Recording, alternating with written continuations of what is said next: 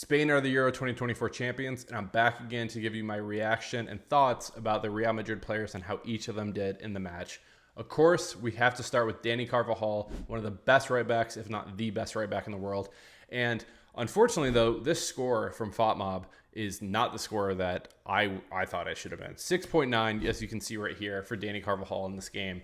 And I actually think that's pretty disrespectful, in my opinion, for the game that I thought he had. He's going one-on-one a lot with Bellingham in this game, and whenever Bellingham was making runs, he was helping, be probably the primary defender for Bellingham. And I thought it was actually a pretty good battle. There was a lot of respect between him and Bellingham, of course, being teammates, the respect level they already have for each other. But I thought Carvajal was good in this game. In the 6.9 is just disrespectful at absolutely. If you look, he had a 91% passing, but his defensive work rate and just getting back and the overlapping that he was doing, playing like I've talked about before as a right wing back and helping Lamine Yamal is just crazy work that he was doing there. His tackles were 75% on his tackles. His duels, he was a little over 50 or on 50% for that.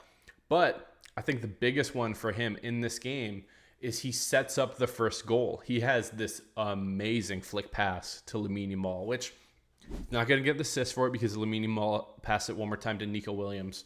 But this is just a class pass from Dani Carvajal and just such a smart, experienced player in this one too. And like I said, this pass is just insane flick pass from him. And yeah, I just thought it was a really good game from Dani. I think, like I said, his defensive work that he was doing against Bellingham, being, undersized compared to, Jude's height and everything like that. I thought it was a good game overall. 6.9, I thought it was pretty disrespectful from the game that I thought he had. Maybe I'm looking at it with some, rose-tinted glasses and stuff, looking at it from a Real Madrid perspective, but I thought Carvajal has been pretty solid in this tournament. This was his first game back after getting that red card a couple weeks ago, about a week ago now. But yeah, I thought Dani picked up right where he left off, and I honestly thought it was a pretty great tournament for him.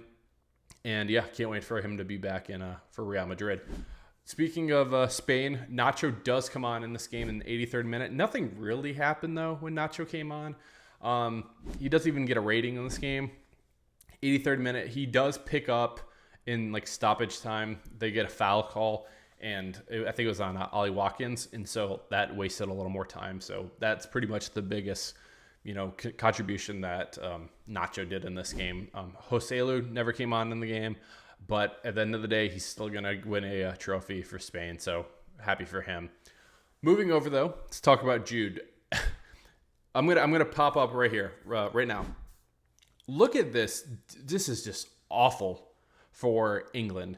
Why is Jude the only one on the starting 11 that actually contributes for England? That it honestly pisses me off that they have all this Premier League talent, right? And then you have Harry Kane over in Bundesliga and everything. And then they suck. They do nothing in this game. They've done this most of the tournament. There's been glimpses where, Saka's looked good, and then Harry Kane's tapped in a couple penalties, and he got the one goal a couple games ago. And I think Mainu's pretty good, but he's still young and just still makes mistakes. But other than that, on this starting 11, I hate this team.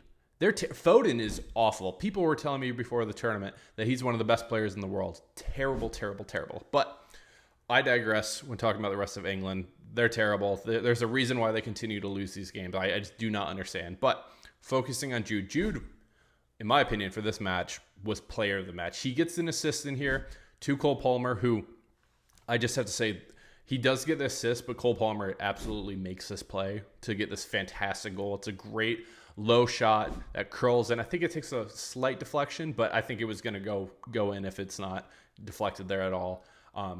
Bellingham does get an assist, but for me, the work rate and just him creating opportunities for England just cannot go unnoticed. He's such a special talent and just super impressive. He absolutely, I talked about it real quick. He's going up against Carvajal. I thought it was a pretty good matchup overall. I think Carvajal got the better of him, and then I think Bellingham got the better of him a couple times. He nutmegs Rodri in this game. The dribble, the nutmeg. If I can find a picture, I'll put it up right here. It was nasty work from Belly on that one, especially for Rodri, who's the player of the tournament. That's a joke. That's another whole nother episode, another video for that. That's a terrible. That should be Danny Olmo or Fabian Ruiz, in my opinion, for player of the tournament. But yeah, Belly nutmegs Rodri in this one, which I'm very happy to see. And then he has a chance in the second half. He gets a fantastic touch in turn, and I thought he gets a really good powerful shot, but I thought it was a lot closer than it was. It was probably 4 yards off to the bottom left corner, but just the touch and turn from Belly on that one, just fantastic. Like I said, he does get the assist to Cole Palmer. He gets in the box and passes back to Palmer, but honestly, that's more of a just fantastic shot from Palmer on that one. But his just work rate, he was 5 of 6 in tackles in this one, 9 of 14 on ground duels, 2 for 5 on aerial duels, but he was just class. 2 for 2 on long balls. I was just very impressed from him. And then the things that go unnoticed too, just the runs he makes and just the pressing that he's doing and just being relentless with, how he's been playing and stuff. And it's crazy too, because they actually have him as like a left wing in this, which he's playing out of position. And it's just such a disservice how they've been playing. I really, really hate it. I really wish, when you watch him for Real Madrid, you have Vinny, you have Rodrigo up top, and soon we're going to have Mbappe too. Nobody helps him on the left side. He really is playing basically a left wing in this because Foden can't play left wing. They should have brought on Gordon because at least that would have, helped a lot with the attack and everything. But just playing out of position, I cannot believe that they got this far in the tournament at all. But yeah, Bellingham carried this England team. He was by far the best player this entire tournament. He had a game or two that I was a little disappointed in, but overall, again, he proves why he's the best player for England. And at only 21 years old, he's only going to get better for them. And I think that England will eventually win something with him. I don't know if it's going to be at the next World Cup or maybe the next Euros. I think they will win something I don't know if that's changing Southgate to a different manager, or maybe it's playing more attacking. Watching the way England plays, I absolutely hate it. But yeah, guys, that's just a little recap of the game, talking a little about how the Real Madrid players did. I'll be back again later this week.